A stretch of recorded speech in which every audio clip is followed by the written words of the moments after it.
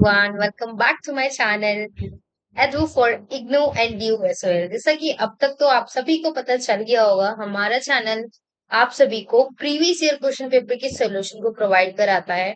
And I am hoping कि हमारे सभी वीडियोस आपके लिए हेल्पफुल होते हैं। इसके साथ साथ मैं आपको बताना चाहूंगी, आपको हमारे चैनल को जरूर फॉलो कर लेना है और शेयर भी करना है, बिकॉज इससे बहुत सारे लोगों को हेल्प मिलती है। And then you also get help, right? So please support us, इससे हमें मोटिवेशन मिलती है आगे काम करने के लिए। So I am starting this video. So today's topic is methods of sociological inquiry.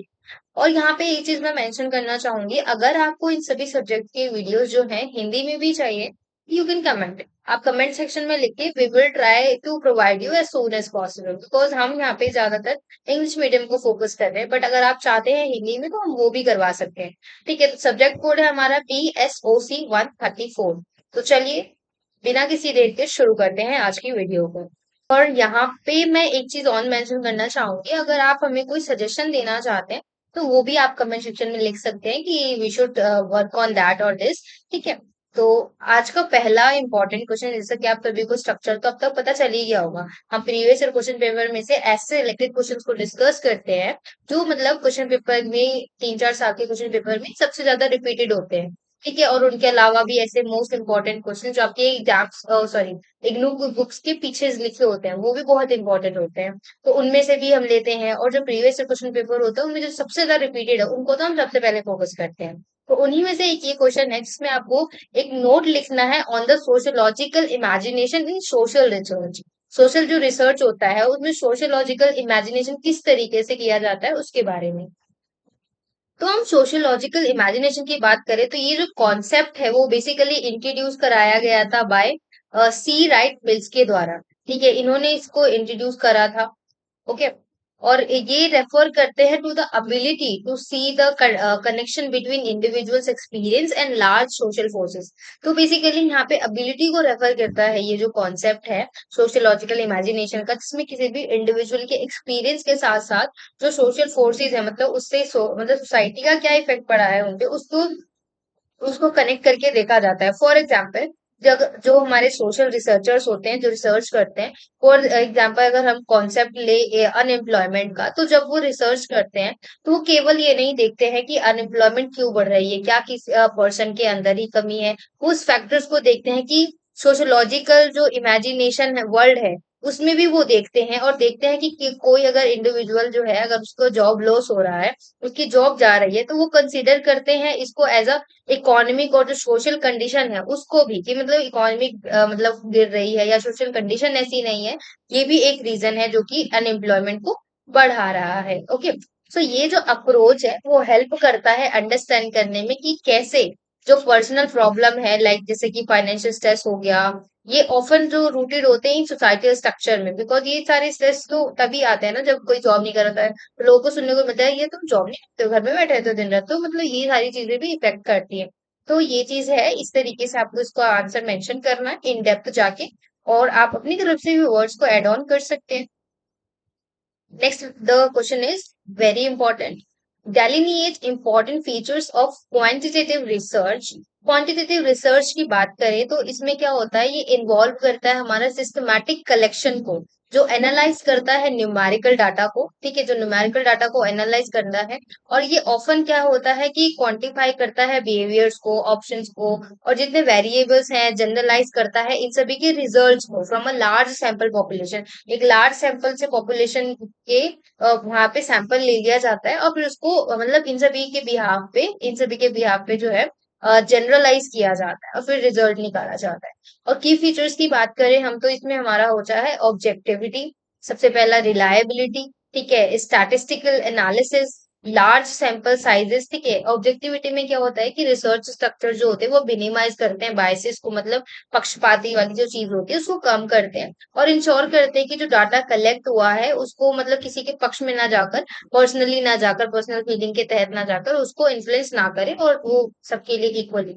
Reliability का मतलब है यहाँ पे कि जो क्वांटिटेटिव मेथड्स होते हैं उसमें प्रोवाइड करना कंसिस्टेंट रिजल्ट को। ठीक है, और स्टैटिक एनालिसिस में होता है कि ये कलेक्ट करता है एनालिसिस को, जो जो यूजिंग स्टैटिस्टिकल मेथड, जो हमारा स्टैटिस्टिकल मेथड होता है, हम प्रीवियस वीडियो में डिस्कस कर चुके हैं। उसमें हेल्प करता है कि कैसे आइडेंटिफाई करना है पैटर्न्स को, करलेशन कैसे करना है, कोरिलेशन कैसे करना है, ठीक है, एंड कैजुअल रिलेशनशिप किस तरीके से करना है, ये सारी चीजें। लार्ज सैंपल साइज में क्या होता है कि ये जो होते हैं ना, ये टिपिकली क्वांटिटेटिव रिसर्च इन्वॉल्व करते हैं, जिनकी लार्ज सैंपल साइज हो गया, जो अलाउ करते हैं जनरलाइजेशन को of the result to a broader population, ठीक है। स्ट्रक्चर्ड टूल्स भी होते हैं हमारे इसमें, जिसको आप मेंशन कर सकते हैं।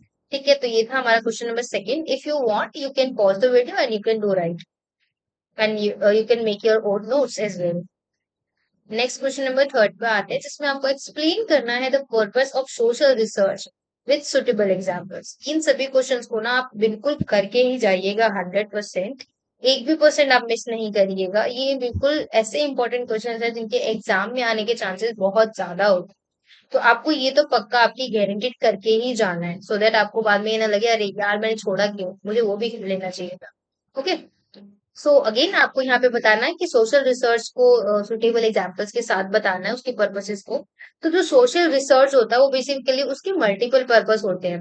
वो जो उस ईच एंड एवरी जितने भी रिसर्चेस होते हैं वो अंडरस्टैंड करते हैं, एड्रेस करते हैं सोशल इश्यूज को, ठीक है। और की पर्पस की बात करें तो उसमें क्या होता है, मेन मोटिव कि उसको एक्सप्लोर करना, कि कोई अगर दिक्कत आ रही है, कोई इश्यू आ रहा है, कोई प्रॉब्लम है, तो वो क्यों आ रहा है, ठीक है। फॉर एग्जाम्पल, जब हम study the impact of social media on youth behaviour, इसका एक्सपेरिमेंट करने का क्या मतलब बनता है, नहीं भी कर सकते थे, ऐसे छोड़ सकते थे, बट इसका पर्पस होता है कि हम अंडरस्टैंड कर सके उसके इश्यूज का, और उसके अगर कोई इशू ज्यादा है तो उसका जो हमें सोल्यूशन कैसे निकालना है। जब तक आप इशू को स्टडी नहीं करोगे, जब तक उसका सोल्यूशन कैसे निकालोगे, राइट। सो और साथ ही साथ डिस्क्रिप्शन हो गया, एक्सप्लेनेशन हो गया, प्रिडिक्शन होता है कि कई बार सोशल रिसर्चर्स जो होते हैं जो प्रिडिक्ट करते हैं ना, कई बार वो सच भी हो जाता है। सो दैट्स वाई ये जो करंट डाटा है उसके बिहाफ में प्रिडिक्शन होना, ठीक है। जैसे कि मौसम विभाग का ही ले लीजिए, वो प्रिडिक्शन ही तो करते हैं एक तरीके से, जो डाटा उनके पास होता है उसके बिहाफ पे, और चीजें अधिकतर most of the time such ही होती हैं। Evaluation researches assess the effectiveness of program और policies. For example, evaluating the impact of a new education policy on a student. आप देखिए, न्यू एजुकेशन पॉलिसी आई है, तो उसका एग्जाम्पल ले सकते हैं आपकी, किस तरीके से उसका रिसर्चर्स ने स्टडी करी होगी, तभी तो इवैल्यूएट हुआ। और फिर अब उस पर क्या स्टडी करी जा सकती है कि अब थोड़े समय बाद देखना आप इसके पे ऊपर भी रिसर्च होगी कि जो न्यू एजुकेशन पॉलिसी आई है उसका स्टूडेंट्स पे क्या इफेक्ट पड़ रहा है, क्या पहले से सुधार हुआ है या नहीं हुआ है, क्या चीजें कमी रह गई है, ये चीजें होंगी, ठीक है। तो इस तरीके से आप इस पॉइंट्स को मेंशन करते हुए इसका आंसर कंप्लीट कर सकते हैं। आई होप आपको यहाँ तक सारे क्वेश्चन समझ में आ रहे होंगे। अगर आप इससे पहले ही चैप्टर की समरी कह लीजिए, थ्योरी कह लीजिए, अगर आप कंप्लीट करके आए हैं तो इन क्वेश्चंस को समझने में आपको कोई दिक्कत नहीं होगी, बिकॉज हम यहाँ पे सिर्फ क्वेश्चन आंसर्स के ऊपर फोकस कर रहे हैं, ना कि इन डेप्थ चीजों को, ठीक है। तो क्वेश्चन नंबर 4 है, जिसमें डिस्क्राइब करना है bearing of empirical research on sociological theory. तो आप बता सकते हैं कि कैसे ये बेस्ड ऑन होता है ऑब्जर्वमेंट एंड जो मेजर्स फिनोमिना होते हैं उसके ऊपर, और सिंप्लीफाई ये कलेक्ट करता है डाटा को, जैसे कि सुसाइड रेट्स हो गया अक्रॉस डिफरेंट सोशल ग्रुप्स, ठीक है। तो ये Durkheim was able to identify patterns and purpose in what social integration and regulation include suicide rates, ठीक है। तो कई ऐसे मतलब एग्जांपल्स होते हैं जिसको आप बताते हुए कर सकते हैं, ठीक है। तो नेक्स्ट हमें एक्सप्लेन करना है जो कि हमें व्यूज ऑन ऑब्जेक्टिविटी। तो इनकी ऑब्जेक्टिविटी की बात करें तो इनका फाउंडिंग फिगर है, ये सोशियोलॉजी के अंदर इन्होंने फाउंडिंग फिगर एम्फेसाइज किया था। इनका इम्पोर्टेंस जो है ऑब्जेक्टिविटी इन सोशल रिसर्च में होता है। ये आर्ग्यू करते हैं दैट सोशियोलॉजिस्ट जितने भी हैं should study social facts, values, norms and structure that exist outside of the individual. For example, उनकी स्टडी में जो है आपको सुसाइड्स का दिखेगा ही, ठीक है, ये सारी चीजें। नेक्स्ट हम देखते हैं, discuss the various dimension of experimental research. इसके डायमेंशन के बारे में बताना है। तो बेसिकली एक्सपेरिमेंटल रिसर्च की बात करें तो ये इसके मेथड जो होते हैं ना, वो रिसर्चर्स की मैनिपुलेट करते हैं one variable to determine if it cause a change in another variable. अगर एक चीज दूसरे वेरिएबल में चेंज ला रही है तो वो उनको मैनिपुलेट भी करते हैं, और ये कीप करते हैं सभी वेरिएबल्स को कॉन्स्टेंटली। और की डायनेमिक्स की बात करें तो जैसे कि हमारा होता है कंट्रोल एंड एक्सपेरिमेंटल ग्रुप्स होते हैं, ठीक है। रेंडोमाइजेशन होता है, मैनिपुलेशन हो गया, मेजरमेंट, रिप्लिकेशन हो गया, ये सभी पॉइंट्स जो होते हैं इसको बताते हैं। नेक्स्ट क्वेश्चन नंबर 7, जिसमें आपको गोल्स को क्वांटिटेटिव रिसर्च के साथ बताना है। क्वांटिटेटिव रिसर्च जो है बेसिकली वो फोकस करता है अंडरस्टैंडिंग ह्यूमन के एक्सपीरियंसेस को, फिनोमिना को, ताकि फॉर्म किया जा सके पर्सपेक्टिव को इंडिविजुअल्स के साथ साथ। और इसके गोल्स की बात करें तो इसका अंडरस्टैंडिंग जो मीनिंग है उसका अंडरस्टैंडिंग करना, कॉन्टेक्चुअलाइजेशन करना, ठीक है, और कॉम्प्लेक्सिटी को एक्सप्लोर करना, डेवलप करना थियोरीज को। तो ये चीज है, बिकॉज ये सब्जेक्ट ही ऐसा है, दैट्स वाई ये सारे ऐसे क्वेश्चन हैं। अदरवाइज ये सब्जेक्ट ज्यादा मुश्किल नहीं है। आप इनको ध्यान से पढ़ेंगे, आपको you will get to understand everything, each and everything. Next question number 8, explain the significance of observation in social research. तो वही सारा चीज सोशल रिसर्च के ऊपर ही है। तो इसमें आपको बता देना है कि कैसे डायरेक्ट डाटा कलेक्शन इंक्लूड होता है, अंडरस्टैंडिंग कॉन्टेक्स्ट को, नॉन इंफ्लुएंसिव स्पेशलिटी को, फ्लेक्सिबिलिटी, ये सभी चीजें इसमें जो होती है मेंशन होती हैं। नेक्स्ट हम देखते हैं क्वेश्चन नंबर 9, जिसमें आपको डिस्कस करना है the meaning and characteristics of quantitative research. तो जो क्वांटिटेटिव रिसर्च है बेसिकली एक मेथड है जो इंक्वायरी करता है और फोकस करता है, जिसमें अंडरस्टैंड किया जाता है सोशल फिनोमिना को from the perspective of those involve, ठीक है, मतलब जो जो इन्वॉल्व था उसके अंदर, उनके पर्सपेक्टिव और उनके इंक्वायरी करते हुए उस चीज पे फोकस करते हुए इसका फिनोमिना सारा तैयार किया जाता है। जैसे सब्जेक्टिविटी अंडरस्टैंडिंग, नेचुरल सेटिंग हो गया, ओपन एंडेड मेथड्स हो गए, इंटरप्रिटेटिव अप्रोच हो गया, ये सभी चीजें। क्वेश्चन नंबर 10 में आपको एक्सप्लेन करना है कि कैसे जो रिलेशंस होते हैं वो एक्सप्लेन करते हैं the relationship between social theory and social researchers के ऊपर। तो सोशल थ्योरी और सोशल रिसर्चर्स की अगर हम बात करें तो ये ऑब्वियसली इंटरकनेक्टेड है बहुत ही ज्यादा डीपली, बिकॉज सोशल थ्योरी जो होती है वो प्रोवाइड करती है the framework for understanding social phenomena, while जो सोशल रिसर्च होते हैं वो ऑफर करते हैं इंपीरियल डाटा को, जो टेस्ट करते हैं, रिफाइन करते हैं जितनी भी थ्योरीज है उनको। फॉर एग्जाम्पल मार्क्स की थ्योरी को ले लीजिए कि कैसे क्लास के स्ट्रगल के बेस्ड होता है और उस पे ऑब्जर्वेशन करता है, और इंडस्ट्रियल सोसाइटी का भी वहां पे चीज देखने को मिलती है। ठीक है, तो मार्क्सिज्म का यहाँ पे बहुत अच्छा थ्योरी एग्जाम्पल ले सकते हैं आप। नेक्स्ट क्वेश्चन नंबर 11 देखते हैं हम। इसमें आपको एक्सप्लेन करना है max Weber's view on objectivity in social research. तो मैक्स वेबर की ऑब्जेक्टिविटी की बात करें तो वो एम्फेसाइज करते हैं इम्पोर्टेंस को of objectivity in social research. जो सोशल रिसर्च होता है उसमें इम्पोर्टेंस को दिखाते हैं वो, और पर रिकॉग्नाइज करते हैं साथ ही साथ ऐसे चैलेंजेस को जो इनको अचीव करने में हुए हैं। ठीक है, ही वो आर्ग्यू भी करते हैं कि researcher should strive to be value free, मतलब वो उनको स्ट्राइव होना चाहिए value free, meaning they should set aside personal beliefs and biases, कि मतलब जो भी रिसर्चेस हैं वो उनके, मतलब उनके जितने भी पर्सनल बिलीव्स है, पर्सनल फीलिंग्स हो गए, बायसेस हो गए, मतलब उनकी होता है ना कई बार कि एक दूसरे का पक्ष ले लेते हैं, वो चीज को साइड करके उनको रिसर्च करना चाहिए और फिर रिसर्च जो है कंडक्ट करना चाहिए। हाउएवर वेवर जो है वो एक्नॉलेज करते हैं कि कैसे कंप्लीट ऑब्जेक्टिविटी जो है डिफिकल्ट हो सकती है, बिकॉज रिसर्चर्स की जो वैल्यू है वो इनएविटेबल है और इन्फ्लुएंस करती है द सिलेक्शन ऑफ रिसर्चर्स को, जो topics and the interpretation of data का होता है। तो मिटिगेट दिस, अगर हम मिटिगेट करें इसको, तो वेबर जो है वो प्रपोज करते हैं यूज ऑफ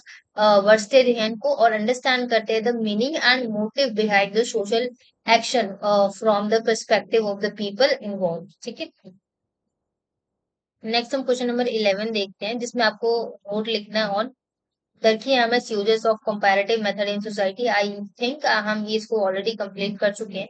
तो आप बस देख सकते हैं कि कैसे इनकी स्टडी में कैसे वो सुसाइड वगैरह के बारे में बताते हैं, और आप पढ़ सकते हैं पॉज करके। क्वेश्चन नंबर 13 पे आ जाते हैं हम, जिसमें आपको वेरियस फीचर्स बताने हैं स्टैंड पॉइंट थ्योरी के। तो स्टैंड पॉइंट थ्योरी के वेरियस फीचर्स की बात करें तो ये बेसिकली एक कॉन्सेप्ट है जो सोशल थ्योरी को आर्ग्यू करता है कि कैसे पीपल का पर्सपेक्टिव जो है, नॉलेज है, वो शेप करता है by their social position, particularly in relation to power and privilege. ठीक है, सिचुएटेड नॉलेज की बात करें तो ये स्टैंड पॉइंट थ्योरी जो है वो पोजिस्ट करता है ऑल नॉलेज को, जो शेप होता है by the specific social context, position of the knower. ठीक है, मार्जिनलाइज पर्सपेक्टिव की बात करें तो ये एम्फेसाइज करता है इम्पोर्टेंस ऑफ द पर्सपेक्टिव को, जो मार्जिनलाइज ग्रुप के होते हैं, जो आर्ग्यू करते हैं इन व्यू पॉइंट्स को और ऑफन जो है ओवरलुक कर जाते हैं, बट प्रोवाइड करते हैं क्रिटिकल इंसाइट्स आप इसी के साथ साथ। एपिस्टेमिक एडवांटेज होता है, ठीक है, चैलेंजेस ऑफ ऑब्जेक्टिविटी होती है। तो ये सारी चीजें आप बता सकते हैं। नेक्स्ट हम देखते हैं क्वेश्चन नंबर 14, जिसमें आपको वेरियस इंस्ट्रूमेंट्स बताने हैं जो इंपीरियल रिसर्च में यूज होते हैं। तो आप ये बहुत इजीली बता सकते हैं कि कैसे इसमें सर्वे और क्वेश्चनरीज होते हैं, जिसमें एक तरीके के क्वेश्चंस होते हैं और उसका आंसर लिया जाता है लोगों से इंटरव्यूज होते हैं, ऑब्जर्वेशन होता है, किसी चीज को ऑब्जर्व किया जाता है कि कैसे वो नेचुरली उसका हो, तो उस पे उसके फील्ड में स्टडी करी जाती है, वो लाइव प्रेजेंटली जीकर उसको ऑब्जर्व करके एक्सपेरिमेंट्स करे जाते हैं। ग्रुप के साथ एक स्मॉल ग्रुप बनाकर रिसर्चर्स गैदर होते हैं और मल्टीपल पर्सपेक्टिव पर आइडियाज पर फोकस करते हैं, डॉक्यूमेंट एनालिसिस करते हैं। तो नेक्स्ट हम देख लेते हैं क्वेश्चन नंबर 15, जिसमें आपको एक्सप्लेन करना है the significance of visual methods in social research. Visual method की बात करें सोशल रिसर्च में, तो ये जो है कहीं ना कहीं इन्वॉल्व करता है इमेजेस को, वीडियोस को, और जितने भी, और नाम से पता चल रहा है ना कि विजुअल मेथड्स क्या क्या हो सकते हैं, इमेजेस का यूज हो सकता है, वीडियोस और विजुअल मीडिया का यूज हो सकता है, विजुअल डाटा का यूज होता है एनालाइज करने के लिए, कलेक्ट करने के लिए, रिच डाटा कनेक्शन होता है। इसकी वजह से क्या होता है कि डाटा को मतलब रिकॉर्ड करने का या कलेक्शन बनाने का आपके पास बहुत सारे सोर्सेज हो जाते हैं। तो इसकी वजह से जितने भी रिच डाटा होते हैं उसका कलेक्शन हो जाता है, जो इनहांस करता है अंडरस्टैंडिंग को, एंगेजमेंट को, एक्सेसिबिलिटी को, और रिफ्लेक्टिव एनालिसिस भी इसकी वजह से होता है। और कल्चरल सेंसिटिविटी भी इसमें आप बता सकते हैं कि कैसे जो विजुअल मेथड्स होते हैं वो पर्टिकुलरली इफेक्टिव होते हैं इन क्रॉस कल्चर रिसर्चेज में, जहाँ पे लैंग्वेजेस डिफरेंशिएट होते हैं, might limited the effectiveness of traditional और जो डाटा कलेक्शन मेथड्स होता है उसको।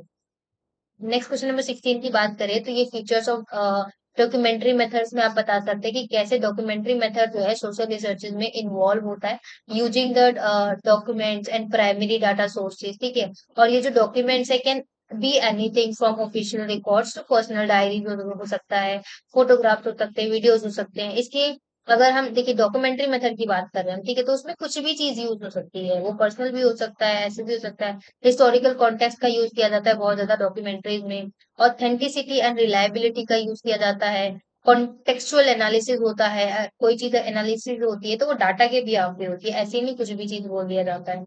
ट्रायंगुलेशन होता है, इसमें क्या होता है कि alongside other researches methods such as interview हो गया, ऑब्जर्वेशन होता है कई बारी, ठीक है, और बहुत सारी चीजें यहाँ पे रिसर्च टॉपिक्स को उठाकर किया जाता है, फिर कंटेंट को एनालाइज भी किया जाता है। Because a common approach with in the documentary method is content analysis, जो भी कंटेंट आपने गैदर किया, डाटा गैदर किया, जो भी रिकॉर्ड आपने बनाया है उसको एनालिसिस करेंगे, रिसर्च करेंगे, पैटर्न में जाएंगे, थीम पे जाएंगे, ट्रेंड्स में जाएंगे, तब वो चीज आगे जाके इम्प्लीमेंट करेंगे, ठीक है। तो इस तरीके से आज की वीडियो कंप्लीट होती है। आप चाहे तो जगह जगह वीडियो पॉज करके लिख सकते हैं और अपने नोट्स प्रिपेयर कर सकते हैं। तो इस सब्जेक्ट के अलावा अगर आपको किसी और सब्जेक्ट का सोल्यूशन चाहिए तो आप हमें कमेंट सेक्शन में बता सकते हैं। तो यहाँ तक की वीडियो देखने के लिए thank you so much. Don't forget to like share and subscribe.